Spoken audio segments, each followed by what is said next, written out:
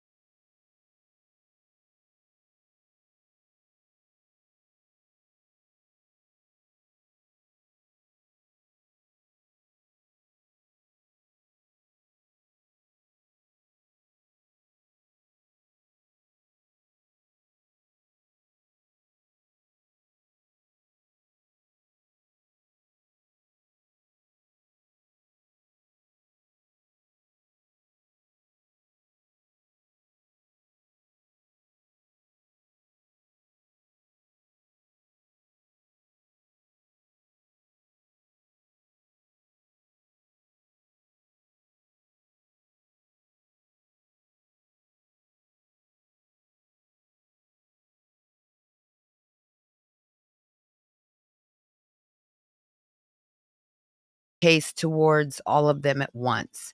And you wouldn't be able to do that unless there's a correlation between the group of people. Like there has to be communication, there has to be, cohorting. So this is where we left off was number 67. A true and correct copy of Court TV's audio is attached here too as Exhibit 36 and incorporated in reference herein. See Exhibit 36. Number 68 was the same day defendant sang Granny's Watching, hosted a 2-hour and 42-minute live stream dissecting a 17-minute interview with plaintiff Dog and the bounty hunter and the counsel Bruce Castor. So Bruce Castor is Dog the bounty hunter's, I believe it's his attorney. During which she disregarded the law and its protocols. Exactly. So again, this is where one of that group of persons have blatantly disregarded the law as far as, if you can, people have a lot of, they state a lot, we can say what we want. We have a right to our own opinion. And I agree, you have a right to your own opinion, but as long as it's not in a way that is not truthful. And if it's private information that you're not allowed to expose that either, you will catch yourself a case. Let me make sure I haven't, give me 1 second. I want to make sure that I say hi to everyone. Live with Nick. Good to see you. Haven't seen you in a long time. Mwah. Newman, you nailed it. Let's go. I'm trying. It's good to see you, Nick. Long time no see. So number 69 is while Mr. Castor and the plaintiff Dog, the bounty hunter, were on national television advocating for the search for Sebastian Rogers.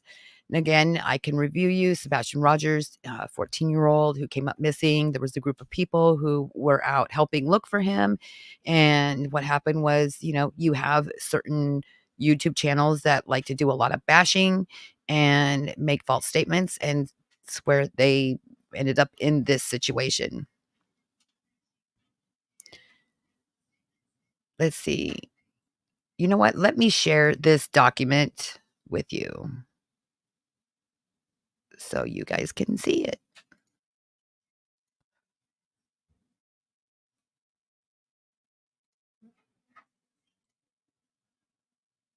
Let's see. Add to stage. There.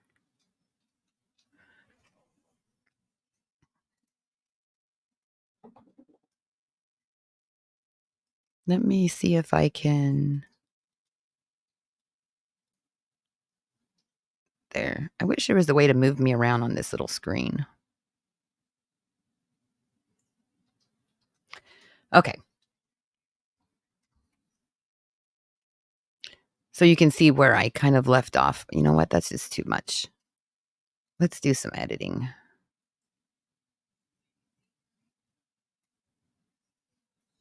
How about this? Okay. Okay, number 69, while Mr. Castor. Okay, I read that part. So plaintiff Nick the Hat was summoned to the Pennsylvania Department of Probation and Parole due to an alarming flood of false reports concerning his involvement in the case. Wow. These reports spiraled into an outlandish allegation suggesting that Mr. um, Nick the Hat had made repeated contact with Christopher and Kate Proudfoot, even more bizarrely, that he had traveled to Tennessee with Dog the Bounty Hunter in an attempt to kidnap individuals and inject them with truth serum, all in the supposed efforts to extract confessions. This fantastical narrative, worthy of conspiracy theory, prompted unwarranted actions by the authorities despite the absolute falsity of the claims. As a result of these unfounded reports, Mr. Hatt was slapped with extraordinary, restrictive, irrational conditions by the parole board. First, he was forbidden from working with law enforcement agencies without explicit written permission from the parole board itself, with the order stating emphatically that there is no exceptions to the true and correct copy of this order for Pennsylvania Parole Board, barring plaintiff Nick the Hat from working with law enforcement, is attached as Exhibit 38 and incorporated in reference herein. So basically, the parole board was like, nope, you cannot go out here and help him by no circumstances. So someone knew his personal information again, and if he's not doing anything that's illegal, it should never have been brought forth. Should never have been brought forth. The absurdity of this restriction is self-defiant. Despite Mr. Hatt's role in the assisting of the search for missing child, he was effectively barred from collaborating with the very entities tasked with finding that child. Local law enforcement and federal agencies, such a restriction, particularly in high stakes situation like this, not only handicaps the efforts to locate Sebastian, but also raises serious questions about the motives behind the enforcement of these orders. Adding to the insanity, the second order was issued barring Mr. Hatt from contacting Christopher Proudfoot and his family from any directly or indirectly via social media, phone calls, texts, or even the third parties. The language of the order was served as a first, there is no exceptions. This true and correct copy of this order from the Pennsylvania Parole Board, barring plaintiff Nick the Hat from the contact with Christopher Proudfoot and his family, is attached here to Exhibit 39, incorporated reference herein. 74. As noted by plaintiff Z, I'm not sure how to pronounce that. I believe it would be Z, maybe Xi, XIE. What makes this more incredulous is the fact that there had been minimal contact between Mr. Hatt and the Proudfoots. No more than 3 calls in total, and the ironic twist, several of these calls had been initiated by Christopher Proudfoot himself. Despite this, Mr. Hatt now faces severe restrictions based on nothing more than a web of fabrication spun by individuals intent in diverting attention from the real search of Sebastian Rogers. The true and correct copy of this sworn declaration of Hong, managing partner at Night, is attached here to Exhibit 40, incorporated by reference herein. Number 75. The combination of these conditions, the ban on working with law enforcement and the restrictions in contacting the Proudfoots, is nothing short of bizarre and raises serious concerns about the influence of malice, the malicious parties feeding into the narratives. Welcome in, London. It's good to see you. Mm-hmm. These restrictions based on fictitious reports have only served to obstruct the search for a missing child and undermine the legitimate efforts of bringing justice for Sebastian Rogers. Number 76. On September 20th, 2024, news networks reported that plaintiff Dog the Bounty Hunter at Night and Tony had issued a cease and desist demands to certain content creators. Plaintiff Mathis, spokesman for Rogers, emphasized the importance of At Night's involvement, stating that it brings social media team, they bring an investigation team. So what they're saying is, they're not just bringing an investigative part, but they're bringing social media team also to keep this case out in the open. And they bring a legal team. And those things are that we all desperately needed. In addition, Dog's passion, let me scroll, and in all overall horsepower of his organization. The case has been amplified tenfold just in the last 2 weeks. A true and correct copy of this CBS 42 News article reporting this is attached here too, Exhibit 41, incorporated and referenced herein. Number 77. The same day, it was reported that plaintiffs at night, the dog bounty hunter, expressed their belief that they know who is responsible for the disappearance of Tennessee's teen Sebastian Rogers and discussed their plans to assist in tracking down the 15-year-old with autism. A true and correct copy of this report is attached here too as Exhibit 42 and incorporated by reference herein.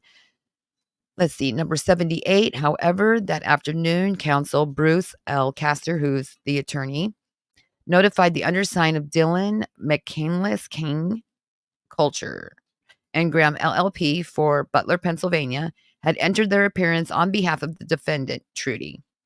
A true and correct copy of this notice is attached here too, Exhibit 43, and incorporated by reference herein. Number 79, on that same day, Dylan McCandless King Culture and Graham LLP entered their appearance for defendant Trudy. Attorney Judy Coleman sent an email that reveals a clear attempt to suppress further discussion about her involvement. In her email, Coleman assists in plaintiffs refrain to discussing her and her practice or her client's social media sightings, serious missteps. So basically, she's denying any kind of attachment to this case. See Exhibit 44 and incorporated reference herein.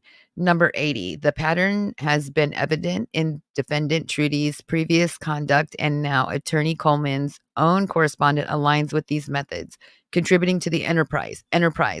So the word enterprise is engulfing the group of people that who are the defendants in this case. Trudy being one of them, I believe. This enterprise's overall strategy of intimidation and legal maneuvering, noting, now that I have entrusted this matter to Mr. King, I will no longer need to receive copies of any correspondence or emails. I am confident he is more than capable of handling you and your clients. However, I respectfully request that your clients refrain from engaging in discussions or making comments on social media about me or my practice, the clients I represent. I have already made several serious missteps and has represented me in a false light. Please caution them against discussing, responding, or commenting on any aspect of my professional experience, education, law firm, or client. I also strongly advise that you and your clients ensure that any future allegations are factually accurate, unlike any incorrect statements made in your previous emails. They should choose their words carefully and realize that if this continues, I will have no choice but to retain counsel as well. In a broader context of this case, the enterprise, again, the defendants, repeat attempts to use legal mechanisms to intimidate and silence plaintiffs. From the cease and desist letters to direct legal threats, fit squarely within the framework of the obstruction tactics aimed to impeding the investigation, intimidating individuals. Number 82, on September 30th, 2024, an individual identifying themselves as the FBI postal inspector wearing a badge attempted to question Michelle Klabine after she and her husband received constant threats and harassment online. A true and correct copy of this sworn declaration by Michelle Klabine, specifically referring to 2-6, is attached here to Exhibit 45 and incorporated in reference herein. Number 83. On October 1st, 2024, darn, that was only a few weeks ago. That matter of fact, that was only 29 days ago.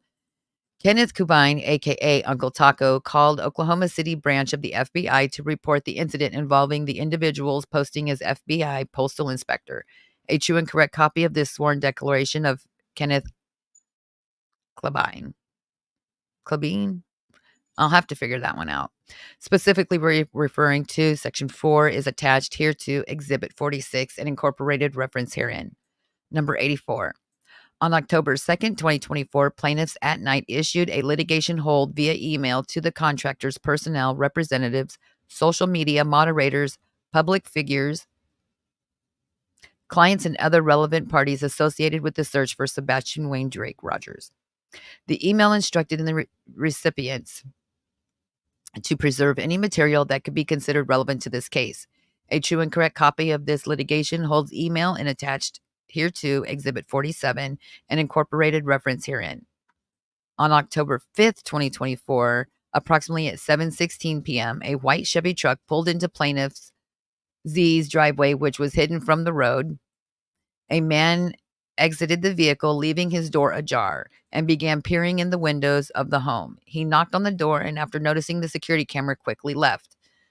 That would be considered stalking. And again, that is criminal.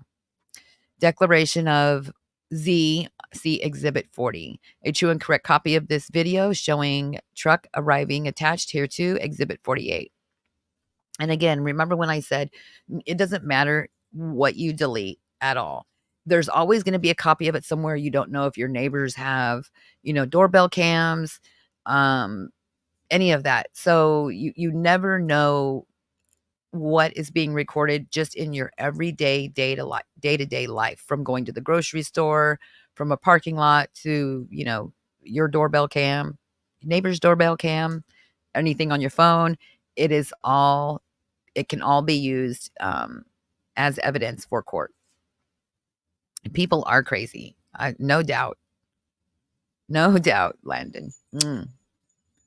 A true and correct copy of this still photo of a man is attached here to see Exhibit 51. A true and correct copy of this side angle video of the incident is attached here to see Exhibit 50. This section is basically Seth Rogers' statement. Number 86, defendant Singh repeatedly twists Mr. Rogers' words and portraying him as an insincere, manipulative, and unfit parent.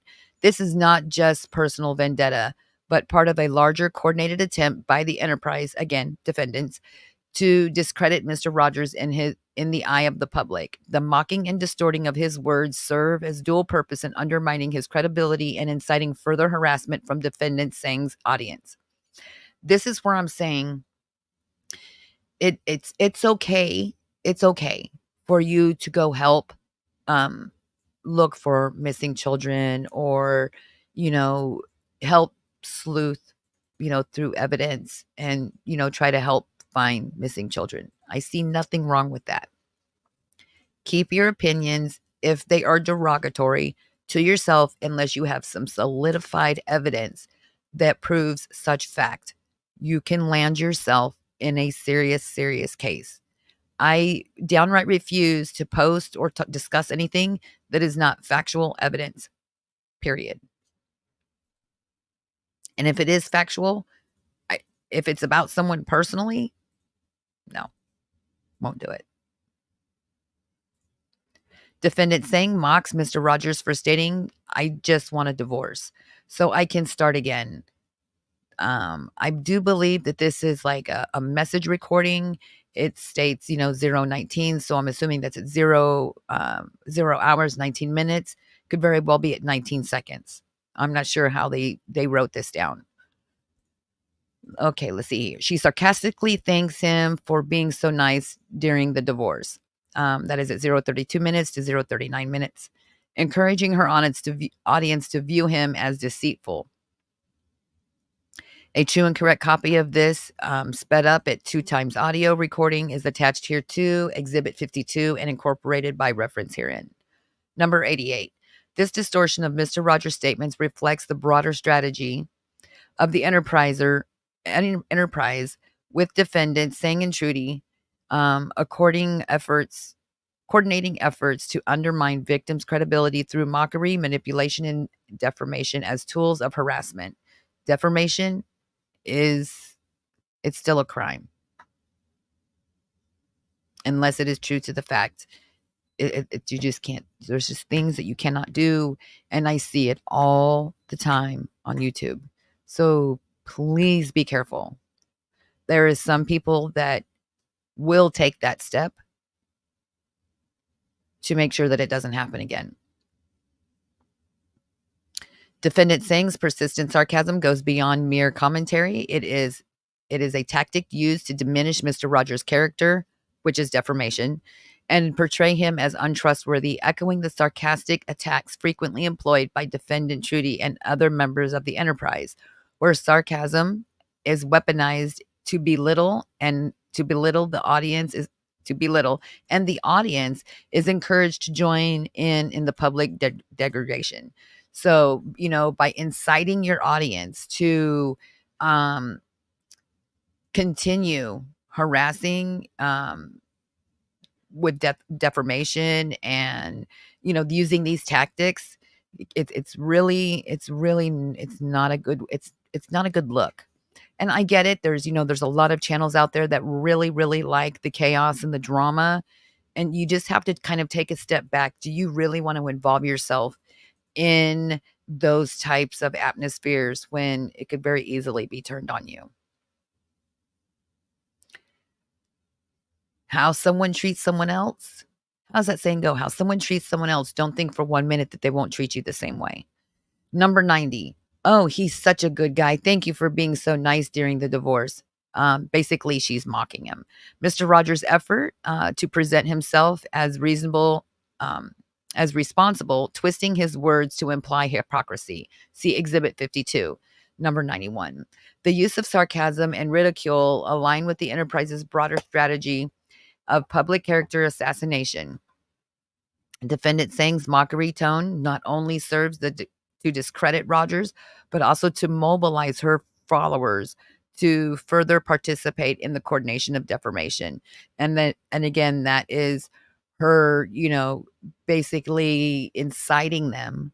I believe that's what the word they will use in court would be, to incite her followers to continue on with this. It's like, getting them going about it, or even just getting them to believe it, for one thing. And that's really a narcissistic behavior. I would just like to say, for those out there in the back, it's a really narcissistic behavior for you to try to change someone else's reality. It is very narcissistic. I see it all the time. Number 92, defendant Sangs actively engages her audience in the harassment by prompting real-time reactions and contributions to the defamation of Mr. Rogers, mirroring defendant Trudy's tactic and encouraging public shaming and transforming private matters like custody and divorce into a public spectacle. Again, just because you have access to the web doesn't necessarily make that document for public viewing. It is there because it is the law to make it public, but it is not there for you to take that document and post it all over the web. Putting that out there. I have a feeling that this case will help bring that light to other people, so they understand that there is a line that you have to draw when it comes to shaming other people just because you don't like who they follow. You don't, you know, I believe that it's for clicks and views. I don't even believe that it's necessarily because that person doesn't like them. I think it's just to get the clicks and views. So if they can get their audience riled up, more people will come in and watch. And so there's plenty of ways to get your audience riled up and excited, and they're like, "Yeah, let's go," and it not be in such a negative, shaming matter. Because at the end of the day, it's just gonna make you look bad. In all honesty, it shows what kind of personality that you have. A defendant Thing invites her audience to engage in the narrative of Mr. Rogers' unfitness. And again, this is inciting her audience to believe that Mr. Rogers is an unfit parent. We are not there to judge that. That is not our job. That's for the law to judge. We should have no qualms about it. Creating an echo chamber of public judgment. Exactly. Put a 1 in chat if you've seen the divorce papers. Put a 2 if you did not. So this is, again, inciting her audience to go look up these documents. See Exhibit 52. And that's inciting your audience to go look up something and then someone post it, which is, that's not legal. Just because it's there does not mean it's legal for you to take and portray it online in a social platform. Number 94. The orchestration of audience participation in defamation exemplifies how the enterprise operates on a broader scale, and the defendant Singh's engagement mirroring defendant Trudy's incitement of followers, making public humiliation central to the group's collective goal of silencing and discrediting their targets. Number 95, defendant Singh's continually mocks Mr. Rogers' emotional struggles, particularly from his trauma from divorce, aligning with the enterprise's broader tactics of dismissing mental health and personal issues as seen as targeting of plaintiff Andrea Griffith and others, thereby reinforcing the strategy of belittling victims in emotional distress. Defendant Singh's dismissed Rogers' claims of trauma, sarcastically suggesting get a therapist because it is years later. Get a therapist because it's years later, sir, and you're still not healed. That's minute 7, might be hour 7, 7 minutes 4 seconds, or it could be 7 minutes 4 seconds. Making light of his emotional pain. That what they might have done is taken all of these exhibits, these audio exhibits, and that's how they're doing it. That they're taking the audio exhibit, and then that's where that section is on that, thumb drive or CD or however they moved it as an exhibit for court. Number 97, the mockery of trauma across multiple victims demonstrates a continuous and related pattern of behavior by the enterprise, with defendant Singh's constant dismissal of mental health aligning with defendant Trudy's similar treatments of plaintiffs, highlighting the orchestrated nature of the enterprise's psychological harassment. Defendant Singh's distorted the legal context of Mr. Rogers' custody and divorce issues by falsely implying that he deemed borderline abusive by the courts, a deliberate misinterpretation that aligns with the defendant Trudy's similar tactics of distorting legal proceedings to mislead the public and discredit plaintiffs, illustrating how the enterprise manipulates legal narratives to harm their targets. Exactly. We've all seen it all too often. Defendant Singh's falsely claims Mr. Rogers states that the courts deemed him borderline abusive, and that's in it could be 2 hours and 6 seconds. 2 hours, 2 hours and 6 seconds. With such legal finding exists, this international or intentional misinterpretation serves to undermine Mr. Rogers' credibility and paint him in a negative light. See Exhibit 51. The deliberate distortion of legal facts by defendant Singh's is part of the broader enterprise strategy seen by defendant Trudy's campaigns. The use of false legal claims to discredit victims shows a coordinated effort to manipulate the public's perception and attacks the reputations of those who challenge the enterprise. Exactly. And if you don't agree with said perpetrators, if you don't agree with said enterprise, then they attack you. And I know quite a few of us have seen similar behaviors by similar enterprises elsewhere on the YouTube streets. Defendant Singh uses Mr. Rogers' divorce and custody battle as a key point of attack, twisting the narrative to portray him as an unfit father and husband. The tactic of weaponizing personal legal matters is commonly employed by the enterprise, turning private family issues into public spectacle to discredit and humiliate. Well, good evening, Gray Pill. It's good to see you. Defendant Singh mocks Mr. Rogers for allegedly seeking alimony and being a nice guy during the divorce, stating, "You asked for alimony, but you were so nice." The sarcastic remark is designed to undermine Mr. Rogers' character by framing his actions as hypocritical. How are you doing, Gray Pill? Defendant Singh focuses on Mr. Rogers' divorce aligns with the defendant Trudy's broader strategy of using personal legal matters as a tool for defamation, reinforcing the organized and continuous nature of the enterprise's attacks. The defendant Singh's offers resorts to baseless speculation to further undermine Mr. Rogers' credibility by implying drug use, neglect, and irresponsibility. Defendant Singh encourages her her audience to view Mr. Rogers as a flawed, untrustworthy figure, again, inciting her audience to believe such things. The speculative attacks mirror defendant Trudy's false accusations against her plaintiff, where unfounded allegations were presented as fact to sway public opinion. See Exhibit 52. Don't forget to smash that like and subscribe button, y'all. Defendant Sings falsely implies that Mr. Rogers is hypocritical regarding a stance on medication or medication, his stance on medication. But you sure as F had no problem taking those pharmaceutical medications for yourself. See 520, 524. The repetition of unfolded accusations across multiple plaintiffs demonstrate a pattern of defamation that is central to the enterprise's racketeering activities. And racketeering is basically they are scouting out money and they're using they're using a platform to make money on false allegations. Oh, thank you, Landon.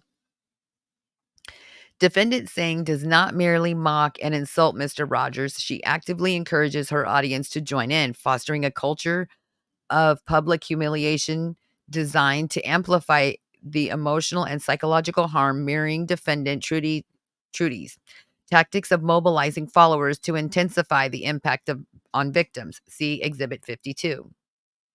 Defendant Singh calls on her followers to put out your declarations, see 236 to 244, pushing Mr. Rogers to expose more of his personal life to the public scrutiny. The public demand is a form of intimidation and control, echoing defendant Trudy's similar efforts to humiliate other plaintiffs through the exposure of personal information.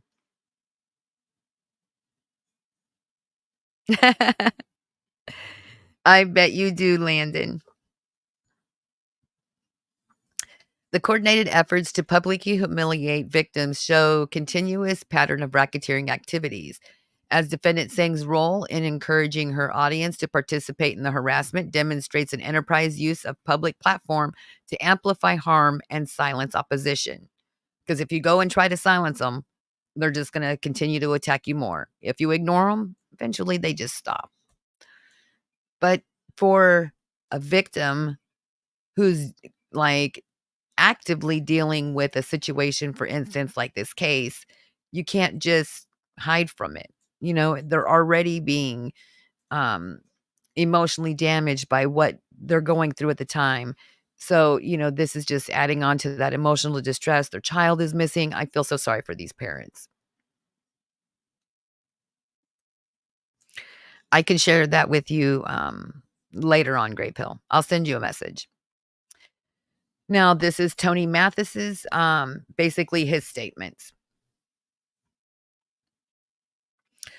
The child that's missing is Sebastian Rogers. Okay, Tony Mathis. Defendant Trudy frequently discussed her access to resources referring to as a chain of command. She bragged, I forgot the name of it, but it's like a domino effect. The person who originally took the video, leaked the video, and sent it to somebody. Then somebody sent it to somebody else. A true and correct copy of this audio version of defendant Trudy discussing this on a live stream is attached here too. Reference herein. Exhibit 53. This domino effect described by defendant Trudy demonstrates a pattern of racketeering actively under the RICO Act 18 USC 1962 as the coordination, sharing, and distribution of video indicates the conspiracy to engage in continuous and organized criminal conduct. Let me repeat this again for those in the back. The domino effect described by defendant Trudy's demonstrates a pattern of racketeering activity under the RICO Act 18 USC 1962 as the coordinated sharing and distribution of video indicates a conspiracy to engage in continuous and organized criminal conduct. Each act of sharing a video constitutes an overt act of conspiracy in violation of both the RICO and Pennsylvania criminal conspiracy statutes. 18 PA CONS statute, the Constitution. 903. Number 114, defendant Trudy asserted, yeah. Well, well, kind of. But it's their legal term actually for it. And every single effing person that shared that video, um, you know, collaborated and can all be effing prosecuted. See Exhibit 53. Defendant Trudy's acknowledgement that every single person that shared the video of Khalib can all be effing prosecuted demonstrates her awareness of illegally of the enterprise's conducts, of the legality of the enterprise's conducts. Her statements indicate active involvement in criminal conspiracy to commit harassment and defamation in violation of Pennsylvania criminal conspiracy law, 18 Pennsylvania Constitution statute 903. Let's see, let me scroll up. And the RICO conspiracy provisions of 18 USC 1962D. You too, sweetie. Night, Landon. Each participant in the chain of distribution is a conspirator furthering the enterprise of unlawful objectives, exposing them to criminal liability. Number 117, the same live stream defendant Trudy declared, and you know what? That's my effing mission. And it's been my little undercover mission. I know you guys are probably wondering where we're at, but we're, and what we're up to. The Exhibit 53. Harley, Dad, it's so good to see you. Mwah. This is a very interesting topic. So, 118, defendant Trudy's statement about an undercover mission to target individuals within the context of sharing harmful content demonstrates a premeditated conspiracy. 119, this satisfies the elements of racketeering activity under the RICO 18 USC 1962, the criminal conspiracy under Pennsylvania law, 18 PA Constitution statute 903. Under Pennsylvania law, criminal conspiracy is established when two or more individuals agree to engage in unlawful conduct with at least one overt act in furtherance of the conspiracy. So that's continually sharing or continuing on with defamation. The overt acts in this case involve deliberate dissemination of harmful content which violates multiple provisions in Pennsylvania law, including harassment, 18 PA CONS statute 2709. The defamation is 42 Pennsylvania Constitution statute 8343. Additionally, the defendant Trudy's statement reflects calculated, organized effort to harm others, demonstrating the continuity of the structure required for establishing a pattern of racketeering activity. This aligns with the Pennsylvania's broad definition of conspiracy, where the intent of action to promote and facilitate illegal conduct will suffice for prosecution. Furthermore, each participant in the dissemination of harmful content is implicated as an active conspirator in furtherance of this criminal enterprise, exposing them to substantial criminal liability under the federal and state law. And I know those of you out there have heard me state it before, way back in the day. So please take heed, because this case may be civil at this point, but once they win, then it can become criminal. The DA will pick it up and it'll become criminal. Okay, moving right along. Furthermore, okay, I think I already read all that. Defendant Trudy and her panelists continued, okay, well, we're not avoiding being on TikTok because we're afraid or scared. We've been working. And all I'm going to say is if anyone thinks that they're going to F with us, I effing dare you. Exhibit 53. Number 125, defendant Trudy's overt threat, I effing dare you, constitute intimidation and extortion under federal law 18 USC 875 and Pennsylvania's extortion statute 18 PA CONS Stat 3923. 126, extortion in Pennsylvania involves using threats of harm to coerce behavior, and her statements is designed to intimidate and deter opposition to the enterprise activities through threats of retaliation. Number 127, the conduct reflective in organized criminal behavior aims to prevent interference or exposure, thereby advancing the enterprise unlawful goals. 128, in the live stream, defendant Trudy declares that I effing dare you. I dare you. This, yeah, right here through these foul effing human beings, birds, and of a feather flock together. See Exhibit 53. 129. The continuation of intimidation tactics in defendant Trudy's language, coupled with derogatory remarks, highlights a clear pattern of harassment in violation 18 PA Constitution Statute 2709. Let's see here. Number 130. Her repeated threats, I dare you, aim to intimidate and coerce others into compliance or silence, punishable under Pennsylvania criminal harassment statute, and also form part of a broader criminal conspiracy within the enterprise. Number 131, defendant Trudy further stated, it's my effing mission to take Tony the F down. So however that looks for you, or whatever you want to imagine in your God-given brain, whatever, when I say take them down, I mean like he should have been an effing spokesperson for anybody's missing. He should not have been an effing spokesperson for anybody's missing child, in my opinion. And like I said earlier, you can have your opinion. You're more than welcome to your opinion, but don't do it in a derogatory manner, especially on public media.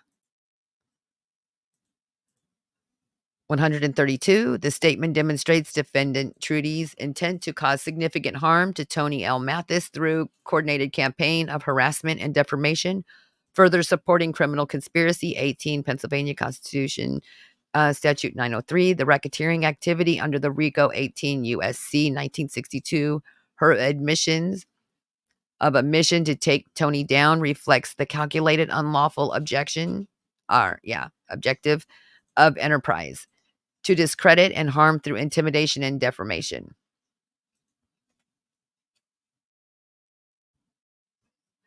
Does anyone have any questions? Shall I continue? I'm not sure how far down this list we are. Oh, we're about halfway through it. It's long. I don't even think we're halfway through it. We're probably like a little more than 1/3. Okay, hold on just 1 second.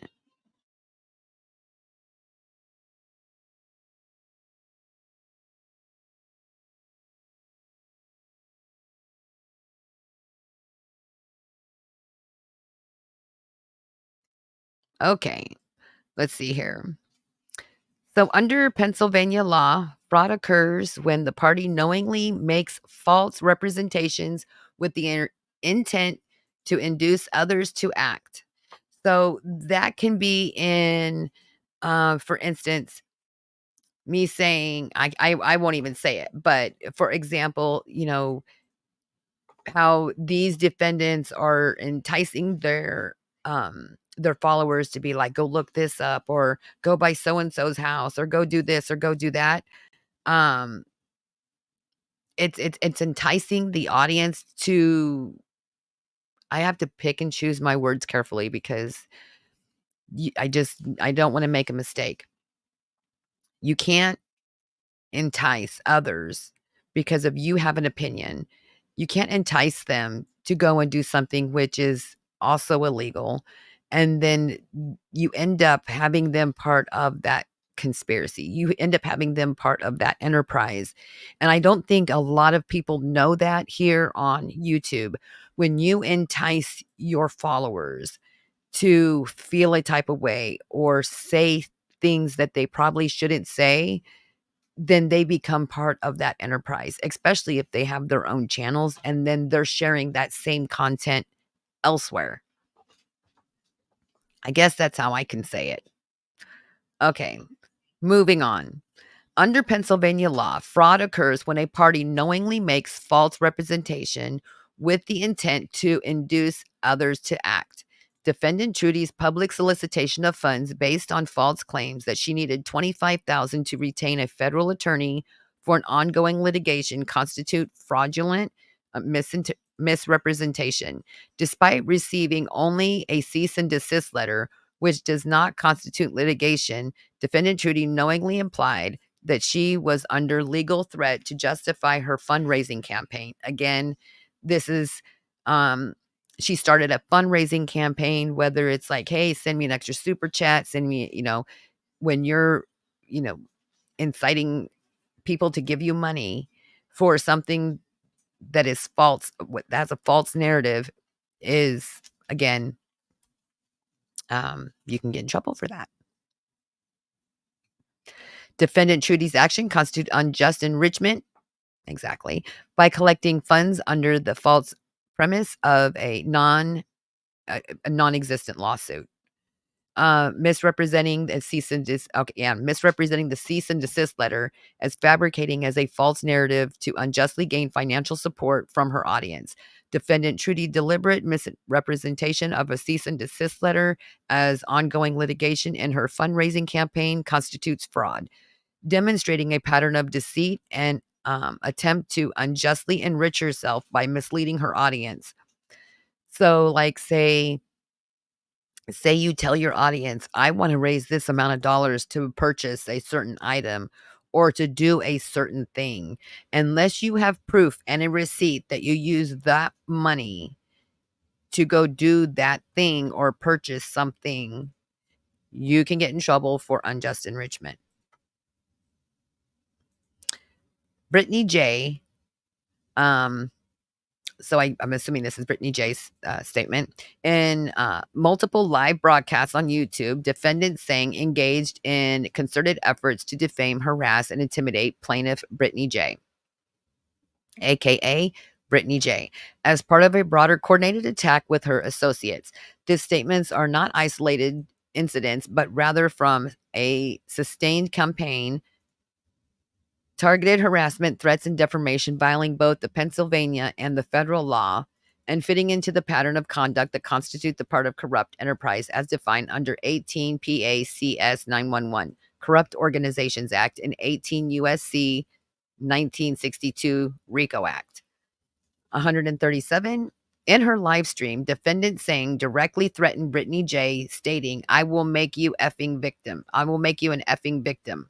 So, for instance, say you have one YouTuber, one content creator, could be on TikTok, YouTube, Instagram, Facebook, etc. If on personal platforms, if you have one person saying, I will make you a victim, I will destroy your channel, I will destroy you, when they make those kind of statements, that is criminal, that is threat. Okay. It is against the US statute. Okay. This isn't just state. And I believe I've said it numerous times before that a lot of these, the harassment and the threats, it's not a local thing. This is a US thing, and it's in the US statutes.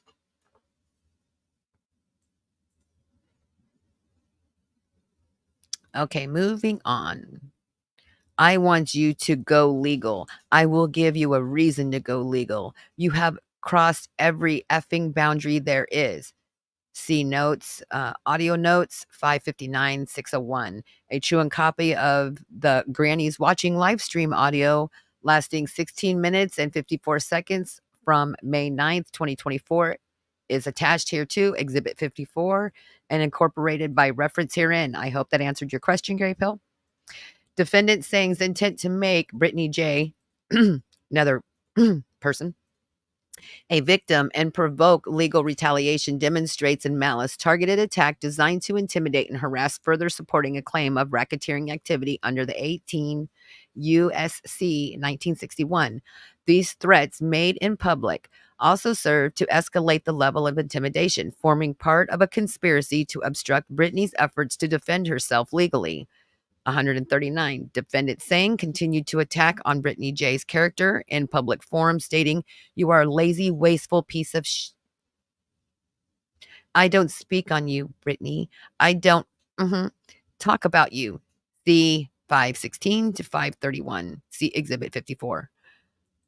140. Defendant Sang's acknowledgement of her involvement in coordinating retaliatory effort against Brittany J and her associates further highlights the presence of the enterprise engaging in racketeering activity. Defendant Singh states that I am going to effing be and I'm going to do to you every single thing that you and your effing YouTube associates do to me and mine. See Exhibit 54.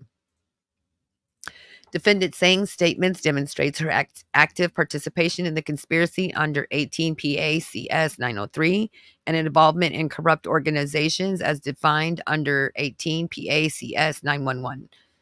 With her reference to Brittany's YouTube associates indicating a broader network of individuals collaborating to attack and harass Brittany, thereby forming the basis for civil conspiracy claim under Pennsylvania law supporting the RICO elements of coordinated enterprise.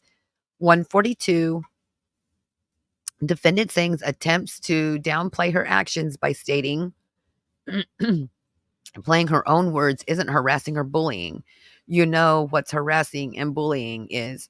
First off, we're adults. See 254 to 300. A true and correct copy of Granny's watching audio from May 9th, 2024, lasting 4 minutes and 32 seconds, is attached here too. See Exhibit 55 and incorporated by reference herein. The dismissive statement is part of an ongoing campaign of cyberbullying. I'm pretty sure you all have heard me speak on this before. Cyberbullying is a thing. This dismissive statement is part of an ongoing campaign of cyberbullying disguised as playing words back to deflect accountability, falling under the scope of 18 PACS 2709 and contributing to the RICO claim by forming part of a sustained and organized harassment aimed at causing Brittany's emotional distress and reputational harm. Defendant Sang also targeted Brittany J by spreading false and inflammatory narratives implying that Brittany neglects or abuses her own children.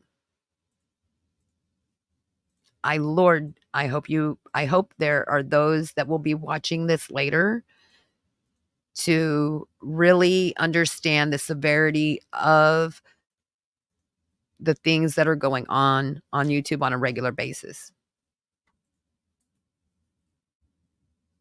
Defendant Sang also targeted Brittany J by spreading false narratives, implying that Brittany neglects and abuses her own children.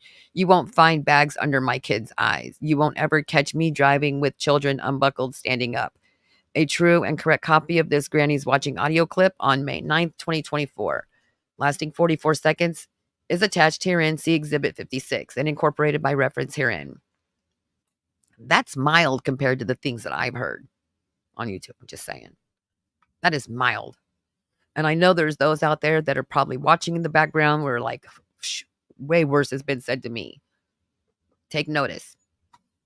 These statement constitutes further defamation aimed at discrediting Brittany as a mother and person, fostering public animosity against her through malicious and false insinuations about child neglect, and designed to damage her reputation both within her community and online. I know you have, Gray Pill. I know you've been in those same shoes, same smell, right?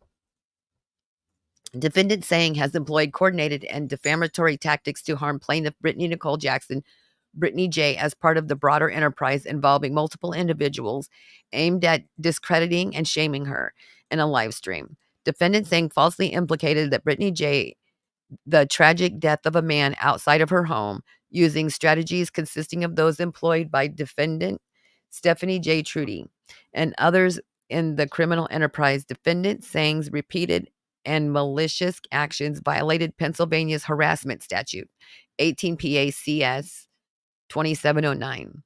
Defamation law, 42 PA Constitution Statute 8343. The racketeering influenced by corrupt organizations, RICO Act 18 USC 1962, and the Pennsylvania's Corrupt Organizations Act 18 PA CS 911.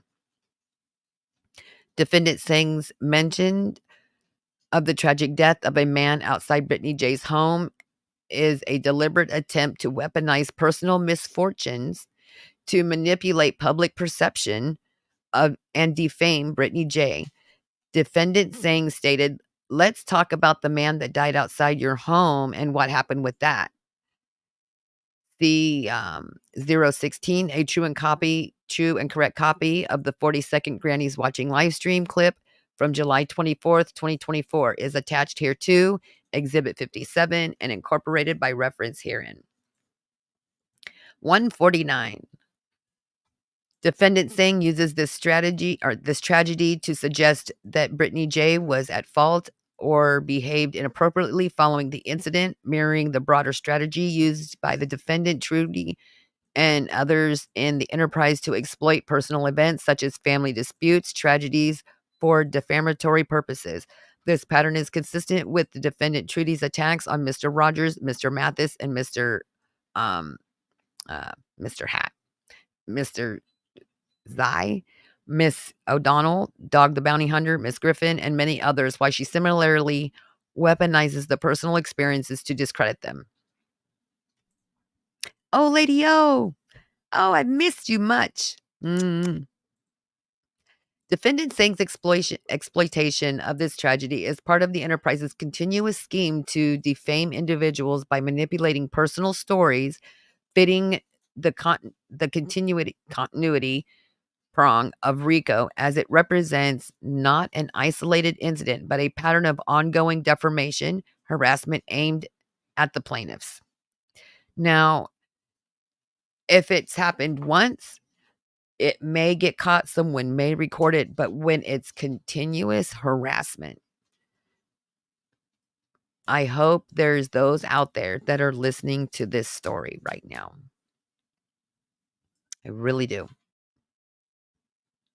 Defendant Singh also employed sarcasm and false sympathy to insinuate that Brittany J failed to respect the family of the deceased. Defendant Singh marked, "Yeah, it must have been horrifying, but let's talk about how much respect was shown to their families that was mourning." See Exhibit 57. Time notated.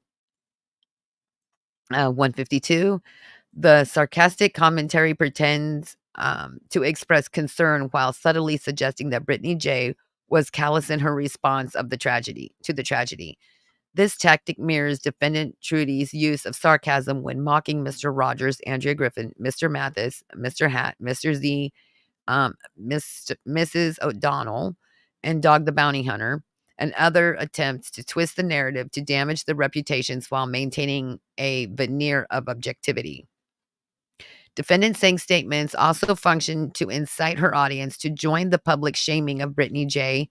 She described the death outside of Brittany J's home in detail, encouraging her followers to focus on how Brittany handled the tragedy. Yeah, she called me and told me some poor younger guy got unalived outside of her home. Exhibit 57. I am ad-libbing some. I just trying to be kind of careful about how I word things. Let's see. This tactic of rallying her audience to reinforce the narrative is part of the enterprise strategy to mobilize collective attacks with defendant Singh and defendant Trudy, both enticing followers to participate in coordinating harassments such as reporting plaintiffs' GoFundMe accounts. This mobilization for public shaming satisfies the enterprise element of the RICO, demonstrating the organized and coordinated nature of their activities. and they're getting paid to make these comments. So, those people that are out there shaming, you know, they're making money to sit and make these comments. It's part of the RICO Act. Defendant Singh's narrative about the man's death, part of the broader effort to craft defamatory stories to cast plaintiff like Brittany J in a negative light without any factual basis. Defendant Singh's comment, excuse me, uh, time notated. Let's talk about how much respect was shown to their families that was mourning. Is intended to portray Brittany J as morally lacking, even though there was no evidence to support such claims. The tactics is used throughout the enterprise by the defendant, Trudy, who often twists personal stories such as Mr. Rogers' custody battle to create damaging narratives and undermine the plaintiff's credibility. See Exhibit 57. The use of deflection to fame plaintiffs for events that they had no control over is coordinated strategy within the enterprise by twisting narratives to cast blame on plaintiffs. Defendant Sangs and Defendant Trudy engage in continuous scheme of defamation and harassment, further supporting the RICO claim. I'm going to stop here, and depending on weather and how weather is doing, I may continue this tomorrow.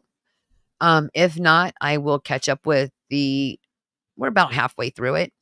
We will continue the other half of this, or another quarter of it, I should say, over the next day or so. But pending on weather, if I'm able to stream, I will continue on with this, with the documents from this case.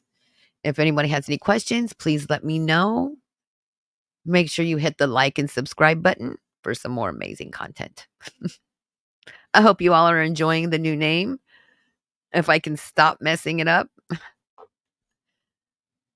Oh, Lady O, it is so good to see you. Gray Pill, it is good to see you. Newman, it is good to see you. Harley Dad, it's always good to see you. I'm so glad you all are here. I appreciate you all. So let me mark this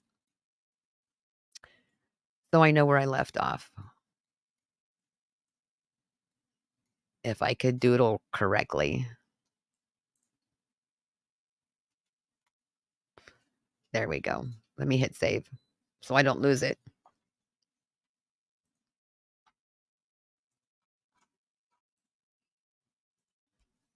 Yes, go ahead, Gray Pill.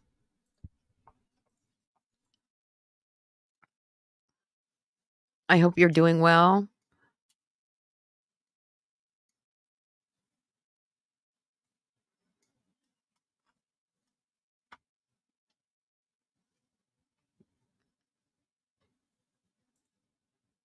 Yes. When are you going live again? Would you like to come up? Here, let me send out a little invite copy.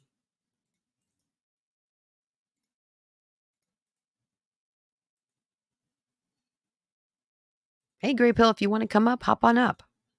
Give me 1 second.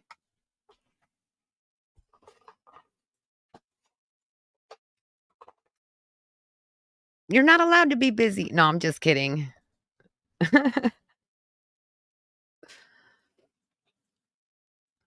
If you guys have not yet, please go check out Gray Pill Podcast. Awesome. Are you red pill? Are you green pill? Are you blue pill? Maybe you're just a gray pill. Got to go check him out. Oh, Lady O, thank you for sharing his link. If you have a channel, please drop your channel link, or my mods can drop your channel link in the chat. Go check out Old Lady O. And if Newman is still in here, Newman, drop your link. He has some great content. So funny, makes me laugh.